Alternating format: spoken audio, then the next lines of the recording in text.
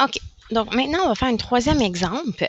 J'avais dit 4, mais finalement, je vais en faire juste 3. Puis, on fera d'autres numéros en classe parce que ça se ressemble beaucoup. Donc, si je veux faire un problème de nombre, la somme d'un nombre et de son carré est 156. Trouve ce nombre. Donc, la somme ici veut dire addition. OK? Si je dirais la différence, ce serait une soustraction. La somme de un nombre, on ne connaît pas le nombre, donc on va le nommer x. Et de son carré. Donc, carré veut dire exposant 2 est 156. Donc, qu'est-ce que ça veut dire dans le fond? C'est juste de mettre en équation qu'est-ce qui est écrit dans la phrase. Donc, la somme, l'addition de deux nombres. Donc, le premier nombre, c'est x et le deuxième nombre, c'est x à la 2, est égal à 156. Donc, qu'est-ce qu'on fait pour résoudre ça? Donc, on va utiliser notre formule quadratique. On cherche la valeur de x. OK? C'est le nombre qu'on cherche. Qu'est-ce qu'on doit faire? Premièrement, mettre l'équation égale à 0. Donc, j'envoie le 156 de l'autre côté, il devient donc négatif. Ensuite, mon équation n'est pas organisée comme elle devrait être pour utiliser la formule quadratique. Donc, il faut mettre l'exposant 2 au début. Donc, si j'amène x à la 2 au début et le x par la suite, là, elle est sur la bonne forme pour utiliser la formule quadratique. J'identifie mon A. Quand j'ai pas de chiffre devant, c'est un 1. J'identifie mon B. Quand j'ai pas de chiffre devant, c'est un 1, comme je viens de dire. Et moins 156. J'utilise ma formule quadratique. Moins b plus ou moins racine b à la 2 moins 4ac, tout ça divisé par 2a. Je remplace mes données. OK?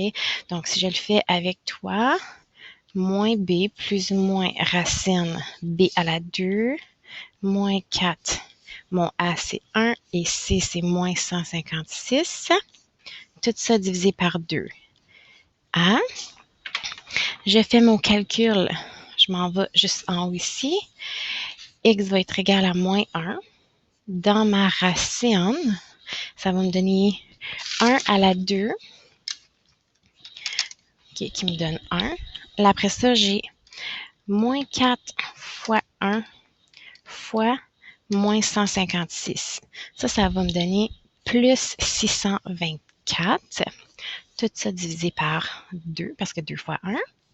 Donc, x1 va être égal à moins 1 plus la racine de 625. Donc, la racine de 625, ça va me donner 25. OK, divisé par 2. Ça, c'est pour mon x1. Mon x2 ici, c'est avec le négatif.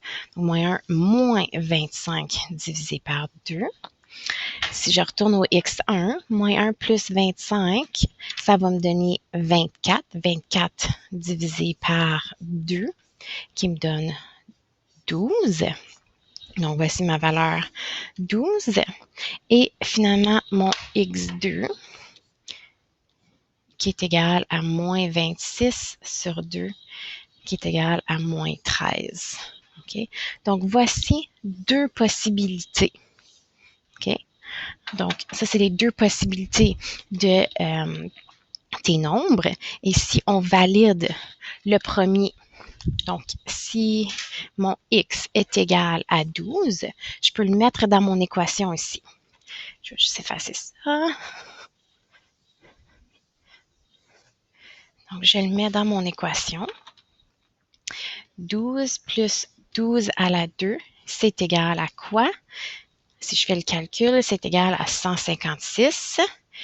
Donc, c'est ça que je voulais, que ça soit égal à 156. Donc, x égale à 12 fonctionne. On va vérifier si moins 13 fonctionne. Donc, je vais l'écrire en vert parce que c'est vert.